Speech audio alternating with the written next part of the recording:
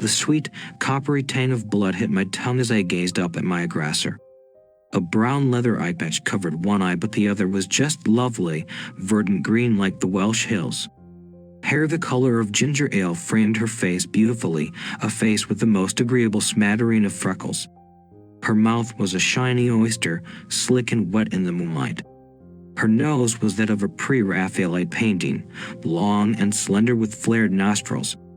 When she exhaled, I half expected to see steam spit out of her as though she were driven by a coal-fueled engine. Sweat snaking down her throat only gave further credence to the simile. My eyes worked their way down, lingering on her sculpted lines and fine details. Her tight bodice proffered the most exquisite cleavage, like choice cuts on a platter, and had she not been trying to kill me, I would have been head over heels in lust.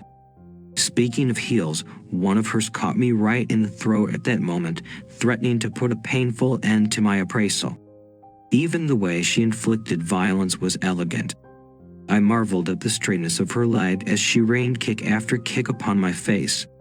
The subtle curve of her thigh was just visible under her skirts, like a leviathan beneath the ocean's surface. I looked upon my own lithe form and felt a wave of inadequacy. I cut a handsome enough figure in my dark trousers and frock coat, but I had none of the brutal beauty of the warrior goddess who had found me roaming the shadows. When she pulled my long, brown hair, it was love at first tug.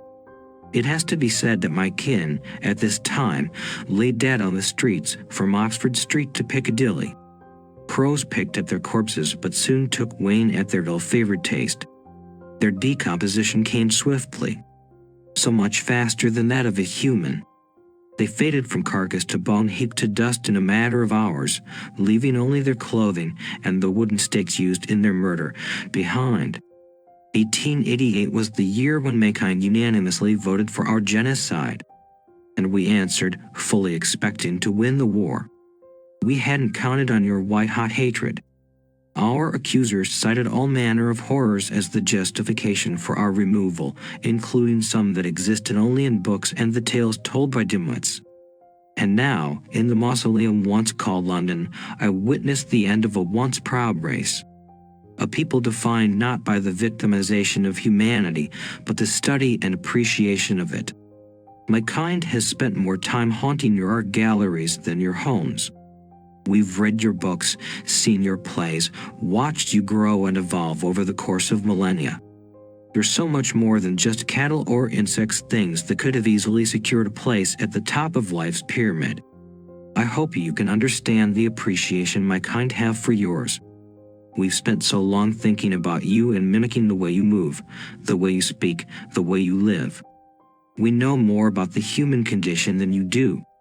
Yet, rather than dip your cup into our vast pool of wisdom and collective insight, you seek to stamp us out. I must admit that of all the ways one could shuffle off this immortal coil, the method that now accosted me was the most appealing.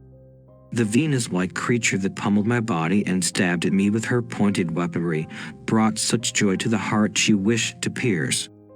Her beauty, her grace, her unbridled viciousness, they all served to make my soul swell. I composed sonnets to her grace as she struck at my skull, odes to her skill as she attempted so often to disembowel me.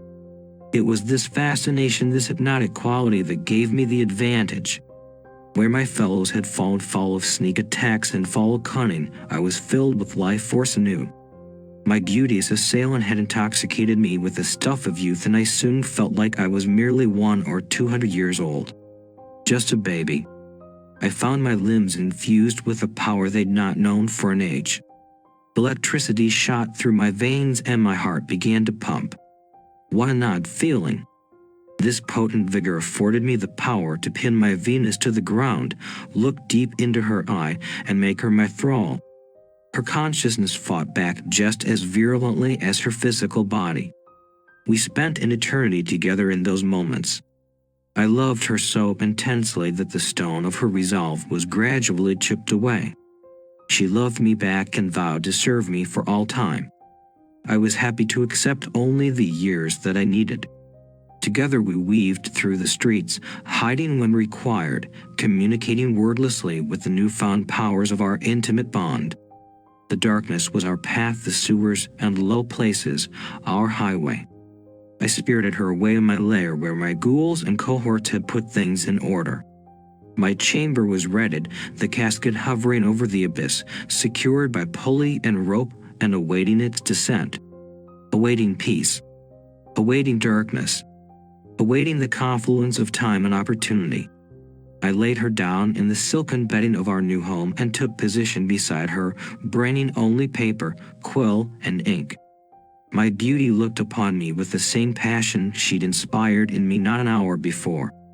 As the lid was nailed down, I was excited for the inevitable plunge. Dropped into the bowels of the earth, we would await our excavation and the new world thereafter.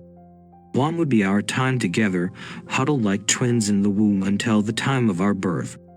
The world would be changed then. The world would be ready. We would rebuild my race together.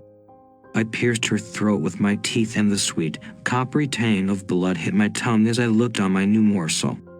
She would sustain me until the coming of the new world.